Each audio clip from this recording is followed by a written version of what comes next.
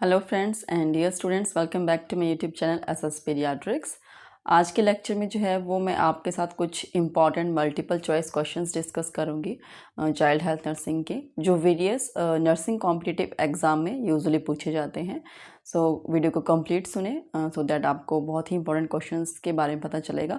और आने वाले और भी वीडियो लेक्चर्स में जो है वो मैं काफ़ी सारे मल्टीपल चॉइस क्वेश्चन जो है वो कवर करूँगी। So let's start with the topic. So the first question is increase in the size or mass of tissue is known as option A growth, maturation, development and progress. So जब किसी tissue का increase होता है size में या उसका मास जो wait हमें ज़्यादा लगता है तो वो किसकी वजह से होता है, उसे हम क्या बोलेंगे? That is the answer is growth. Next हम करेंगे मैचुरेशन ऑफ फंक्शंस और skills in a child is known age. एक चाइल्ड का जब उसके फंक्शंस करने का तरीका और जो उसके स्किल्स हैं वो मैच्योर हो जाते हैं तब हम उसे क्या कहेंगे? ग्रोथ, ये डेवलपमेंट, इंक्रीमेंट और प्रोग्रेस। सो ग्रोथ क्या होता है वो तो अभी हमने डिस्कस किया, that is the increase in the size और the mass of the tissue. But अब उसके फंक्शंस और स्किल्स मैच्योर हो रहे हैं, so the right answer is development. Next, number of chromosomes in Turner syndrome are. Turner syndrome में number of chromosomes कितने होते हैं? 47, 45, 46 एंड 44। यूजुअली हमारे पास नॉर्मल 23 पेयर्स होते हैं, the total number is 46, but Turner syndrome में एक क्रोमोसोम कम होता है। So the answer is B 45। Next है हमारे पास in following which factor directly does not affect the growth and development of a child। Means यहाँ पे आपके पास कुछ फैक्टर्स दिए गए हैं, इनमें से ऐसा कोई एक फैक्टर जो ग्रोथ एंड डेवलपमेंट को डायरेक्टली अफेक्ट नहीं करता है। किसी बच्चे की ग्रोथ एंड डेवलपमेंट उस एक फैक्टर के ऊपर डिपेंड नहीं करती है। So first is phenotype of parents, sex of a child, chromosomal abnormalities and last D is business of father। so I hope आपको भी इसका आंसर समझ में आया होगा, that is the business of father। बाकी सभी कहीं ना कहीं डायरेक्टली जो है वो बच्चे के ग्रोथ एंड डेवलपमेंट को अफेक्ट करते हैं। नेक्स्ट है हमारे पास at which age human foetus starts to secrete hormone thyroxine.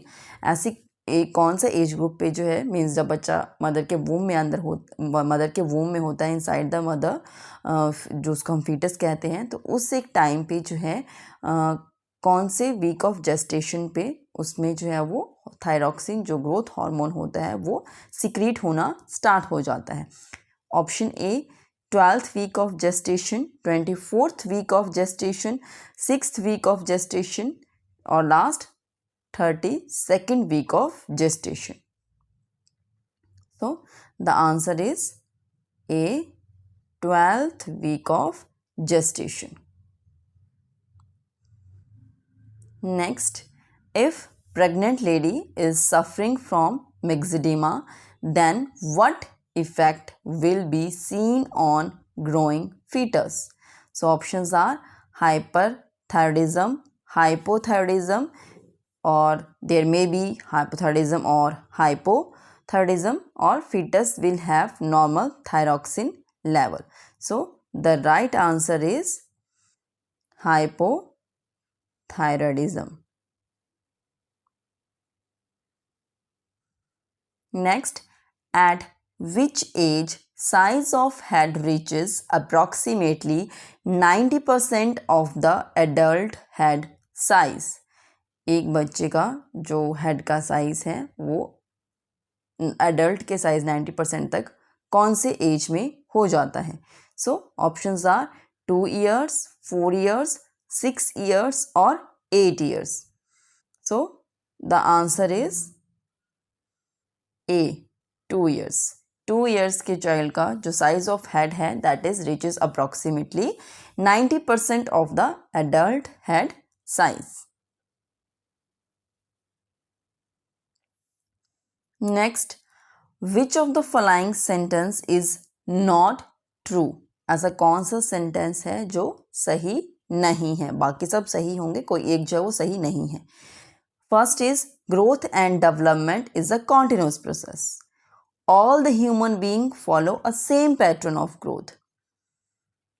Different tissues of the body grow at different rates. Last, growth pattern of every individual is unique. So यहाँ पे जैसे हमारे पास फर्स्ट है growth and development is a continuous process, चलती रहती है. Growth और development life long चलता रहता है. Then all the human being follow a same pattern of growth. सभी ह्यूमन बींग्स का एक ही पैटर्न ऑफ ग्रोथ है, एक ही रेट से वो ग्रो करेंगे. Next is the different tissue जो होते हैं बॉडी के, वो डिफरेंट डिफरेंट रेट पे जो है वो उनका ग्रोथ होती है. ग्रोथ पैटर्न जो है वो हर एक इंडिविजुअल का यूनिक है. तो ये 4 हमारे पास इसके सेंटेंसेस हैं regarding the growth and development. तो यहाँ से कौन सी चीज़ सही नहीं है?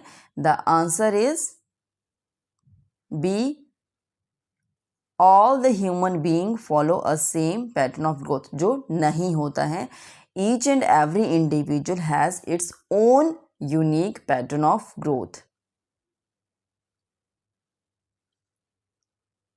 सो next question, normal birth weight of a baby 2 kg to 2.5 kg or 2.5 to 3 kg or 3 to 3.5 kg.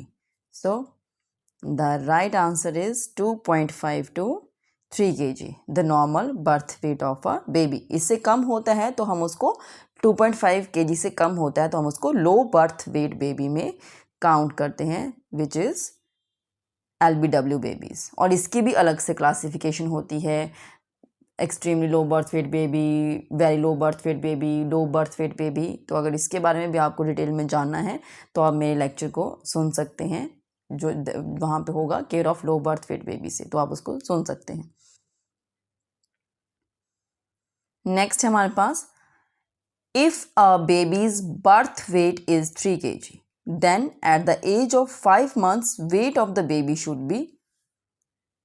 अगर एक बेबी का बर्थ वेट जो है वो 3 kg है तो उसका at the age of 5 month पे जो है वो उसका वेट कितना हो जाएगा? 5 kg, 6 kg, 7 kg और 7.5 kg. So the right answer is 6 kg. Double हो जाता है at the age of 5 months. बच्चे का जो बर्थ वेट होता है उससे वो डबल हो जाता है.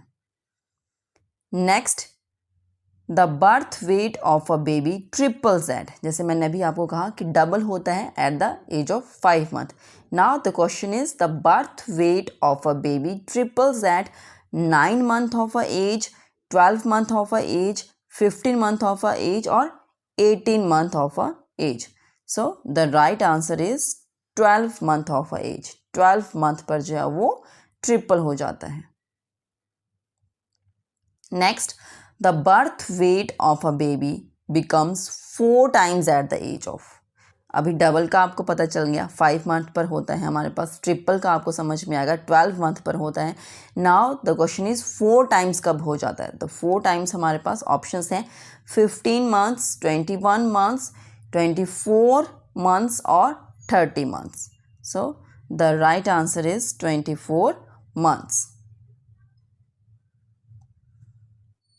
Next, at which age weight of a baby becomes 5 times of the birth weight? ठीक है, तो अभी 5 times की हम बात करते हैं तो वो कब होगा?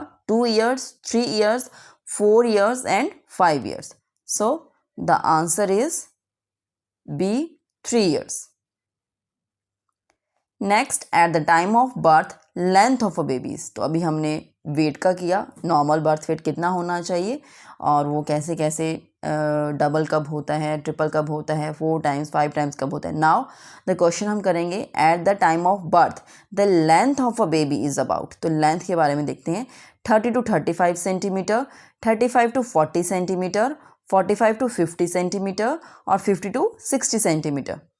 So the right answer is option C, 45 to 50 centimeter. Next, at which age length of a baby becomes double of the birth length? तो वो डबल कब हो जाती है बेबी का, जितना बर्थ के टाइम पे उसकी जो लेंथ थी which is near about 45 to 50 centimetre, अभी वो डबल कौन से एज पे होती है. So the options are 2 years, 3 years, 4 years and 5 years. So the answer is 4 years. Next, in following, which sentence is true? At the time of birth, head circumference is equal to chest circumference. At the age of 1 year, chest circumference is more than head circumference. At the age of 2 years, head circumference is greater than the chest circumference. Last option, at the age of 2 years, chest circumference is more than head circumference. So, जो यहाँ पे जो option जो हमारे पास सही है that is at the age of 2 years, chest circumference of a child is more than the head circumference.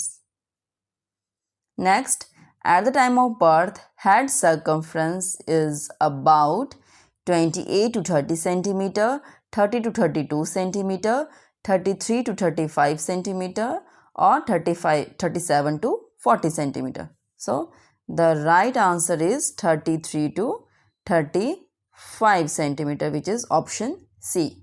This is the normal head circumference of the baby at the time of birth. Next, at the time of birth, chest circumference is about, अभी हमने head circumference देखा which is about 33 to 35 centimetre. तो हमारे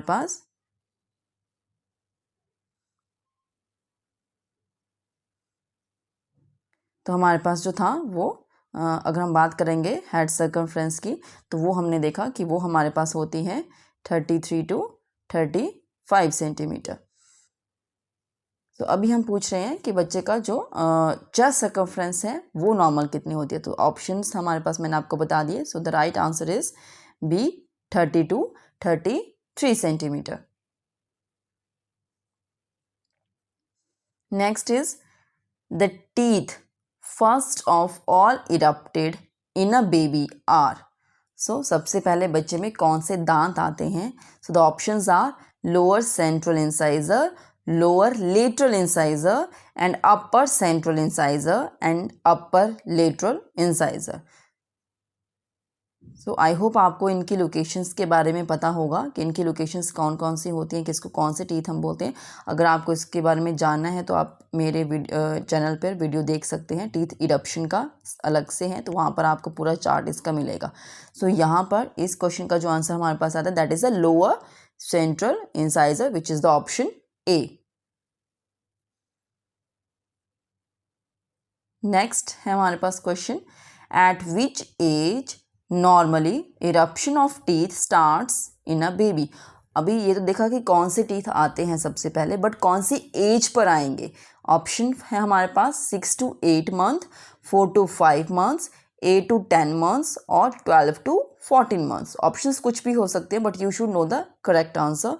सो यहाँ पर जो है हमारे पास the answer is 6 to 8 months. 6 to 8 month जो एज ग्रुप है वो एक नॉर्मल एज ग्रुप है जो हमारे पास डाटा के अकॉर्डिंग है कि इतना एज में बच्चों को टीथ आ जाता है. ये ज़रूरी नहीं है कि इसी एज ग्रुप में सबको आ जाए. अमंग 90% ऑफ द बेबी जो है वो उनको इस एक एज ग्रुप में टीथ आ जाते हैं. Is all about my today's topic जिसमें हमने 20 मल्टीपल चॉइस क्वेश्चंस कवर किए हैं चाइल्ड हेल्थ नर्सिंग के. इन्हीं चीज़ों को मैं आगे भी कंटिन्यू करूँगी. सो चैनल के साथ बने रहें. एसएस पीडियाट्रिक्स चैनल को सब्सक्राइब कीजिए and please like and share my videos. Thank you.